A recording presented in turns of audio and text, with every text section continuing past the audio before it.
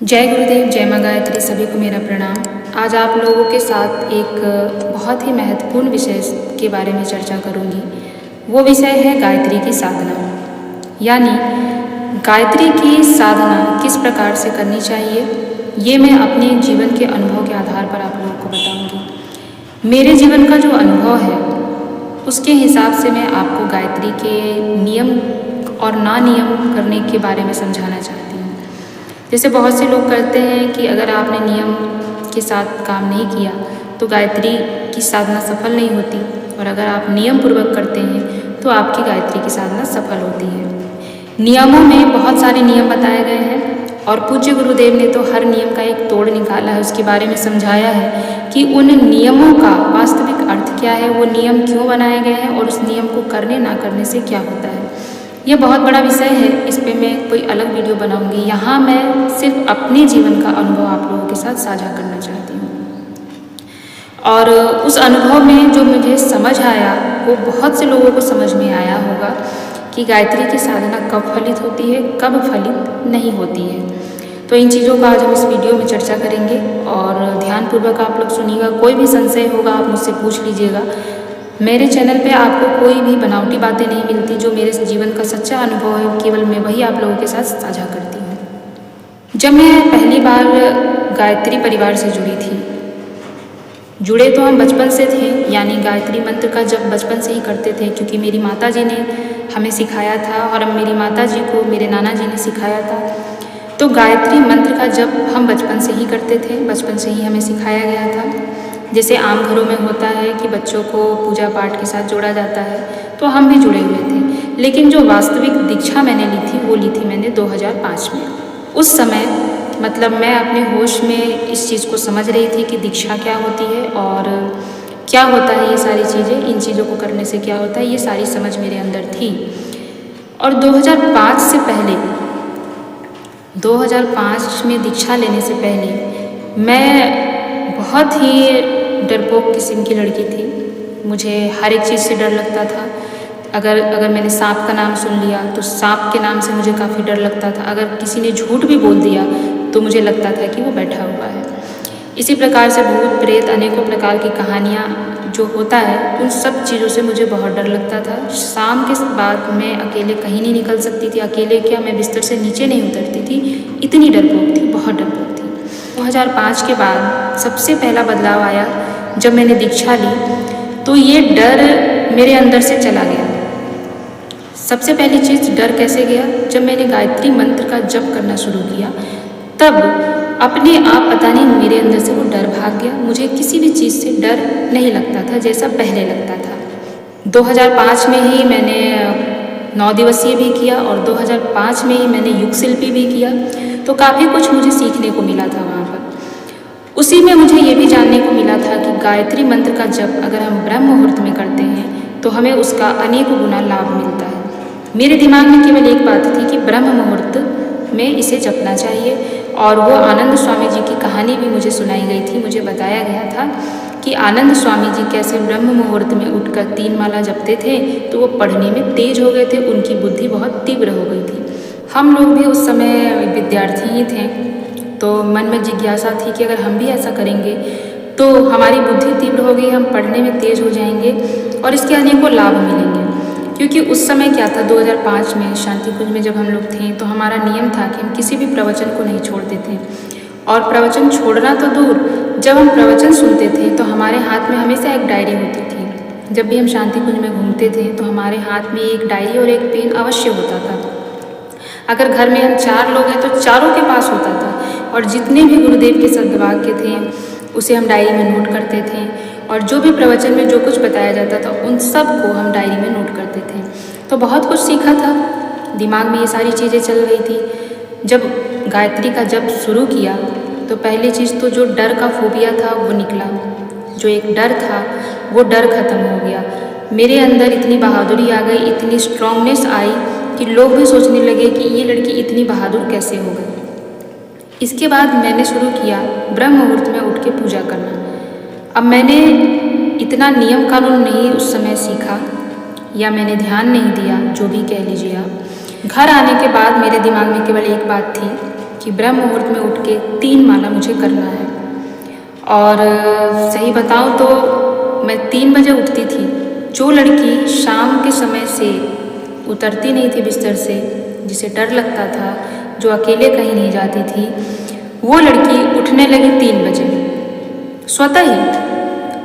वो 3 बजे उठने लगी और 3 बजे उठने के बाद वो जाती थी, फ्रेश होती थी। फ्रेश होने के बाद अपनी नित्य क्रिया को करने के बाद बिना नहाए धोए, ध्यान दीजिएगा, बिना नहाए धोए केवल ब्रश कर लेती थी।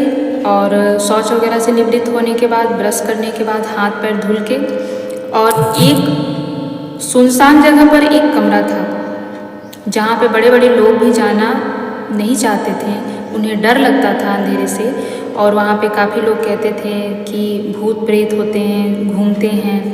अनेकों कहानियाँ मैंने सुनी थी, लेकिन फिर भी पता नहीं वो डर कैसे गायब हो गया था, इतनी हिम्मत कहाँ से आ गई थी। अकेले उस कमरे में, जो एक सुनसान जगह पे थी, खाली जगह पे थी, 3 बजे रात को वहाँ पर मैं अखंड ज्योति में गुरुदेव और गायत्री माता की तस्वीर थी, उसको लेकर चौकी पर उस अखंड ज्योति को रखती थी जिसमें माँ गायत्री की तस्वीर थी। और उसे रखने के बाद 3 बजे रात को मैं एक अगरबत्ती जलाती थी या दिया जलाती थी और चुपचाप वहीं पर बैठकर मैं 3 माला करती थी। 3 माला करने के बाद फिर मैं उठकर योगा करती थी। योगा वोगा करने के बाद तब 5 साढ़े 5 बजे अन्य लोग उठना शुरू करते थे। और जब मुझे देखते थे सब लोग कि ये उस कमरे में कैसे चली जाती है, जब मुझे सब देखते थे, मेरे साथ रहने वाले दोस्त भी जो खेलते थे साथ में, वो सभी जब मुझे देखने लगे तो सोचने लगे इतनी हिम्मत इसके अंदर आई कैसे, ये कैसे उस जगह पे चली जाती है जहाँ पर शाम के 6 बजे के बाद कोई जाना नहीं चाहता, और ये ब्रह्म मुहूर्त में उठती है, वहाँ जाती है। और उस समय लाइट की इतनी समस्या होती थी कि लाइट कभी होता था कभी नहीं होता था। मैं लालटेन लेके जाती थी, मुझे इतना डर नहीं लगता था। और कभी पेड़ पौधों से फल टपक रहे हैं, कुछ टपक रहा है, उसकी आवाज़ें आ रही, पर वो कोई आवाज़ मुझे भयभीत नहीं करती थी। मैं ये सारी बात सच बता रही हूँ, मेरे जीवन का अनुभव है, मैं बिल्कुल सत्य बता रही हूँ, उसके गुरुदेव साक्षी हैं। मुझे बिल्कुल डर नहीं लगता था। और मेरे साथ साथ ही अन्य लोगों ने भी महसूस किया कि इस लड़की में इतना बदलाव आया है, इसको डर कैसे नहीं लग रहा, जो इतना डरती थी। तो मेरी क्रिया बन गई, प्रतिदिन मैं यही करती थी। और आप विश्वास नहीं करेंगे कि मेरे अंदर एक शक्ति जन्म लेने लगी, एक शक्ति आ गई मुझे। कोई भी चीज़ मुझे पूर्वाभास हो जाता था, किसी भी चीज़ को होने से पूर्व में समझ जाती थी, मैं जान जाती थी। और तो और मुझे सपने के माध्यम से ऐसी ऐसी चीज़ें दिखती थी जो 1 वर्ष बाद होने वाली है, और जब वो 1 वर्ष बाद होती थी तब मुझे याद आता था कि ये चीज़ हूबहू मैंने सपने में देखा है। ऐसी अनेकों घटनाएं होने लगी, अनेकों चीज़ होने लगी और अनेकों पूर्वाभास होने लगे। तो ये थी गायत्री साधना की चमत्कार, गायत्री साधना की चमत्कार। अब इसमें आप एक चीज़ ध्यान दीजिएगा, मैं किसी नियम का पालन नहीं करती थी। नियम बोले तो कोई नियम जैसे नहा के करना है कि नहीं करना है, स्वच्छ स्थान पे बैठना है कि, मैं तो कपड़े भी रात वाले ही पहन के कर लेती थी, क्योंकि जब नहाती नहीं थी तो कपड़े बदलती नहीं थी। तो उस समय जब मैं जो साधना करती थी, उस साधना का मेरे अंदर इतना लाभ मिलता था।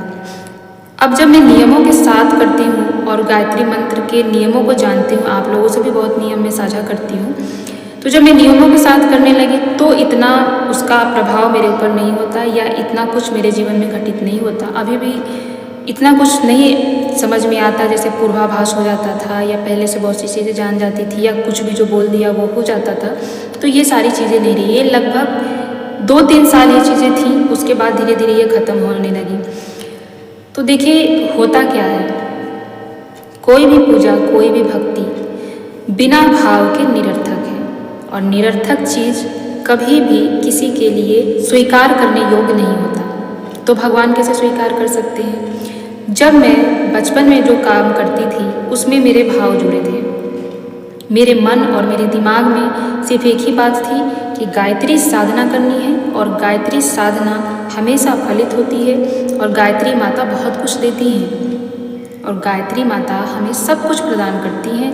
केवल इस भाव से मैं वहाँ पे बैठती थी, और बैठने के बाद ध्यानपूर्वक बैठती थी कि अगर मैं ध्यान से बैठूंगी, माँ का ध्यान करूँगी, सविता देवता का ध्यान करूँगी, तो माँ शक्ति प्रदान करेगी, माँ हमें वो शक्ति देना आरंभ करेगी और हमें उसका लाभ मिलना शुरू हो जाएगा। तो क्या था कि मैं भाव के साथ माँ के साथ कनेक्ट होती थी, यानी माँ की जो वो तस्वीर थी उसके साथ मेरे भाव ऐसे जुड़ जाते थे, कनेक्ट हो जाते थे। तो वो था असली पूजा। और आज क्या है, आज हम उससे एक प्रोफेशनल तरीके से करते हैं, बहुत ही प्रोफेशनली हम सोचते हैं कि हम गायत्री साधना कर रहे हैं, हमें ऐसे करना है, हमें ऐसे करना है, हमें आचमन भी करना है, हमें ये भी करना है, वो भी करना है। हम बाकी सब कुछ करते हैं पर हमारे भाव जो है वो माँ के साथ नहीं जुड़ पाते, वो भाव हमारे गायत्री माता के साथ जुड़ने से दूर हो जाता है। तो आपको यही करना है। मैं इस चीज़ पे जोर नहीं दे रही हूँ कि आपको नहाना नहीं है, आप जैसे तैसे गंदगी से कर लीजिए, मैं इस चीज़ का समर्थन नहीं कर रही हूँ। आप चाहे नहाएं चाहे नहीं नहाएं, आप चाहे वस्त्र बदल कर करें चाहे हाथ पैर धो के करें, आपके भाव माँ के साथ जुड़ने की होनी चाहिए। पूज्य गुरुदेव ने कहा है कि जो असमर्थ हैं या जिन्हें रोग या किसी प्रकार की बीमारी है या कोई शारीरिक कष्ट है, तो वो हाथ पैर धुलकर, वस्त्र बदल कर या कपड़े से शरीर को पोंछ कर भी पूजा आराधना कर सकता है, गायत्री साधना कर सकता है।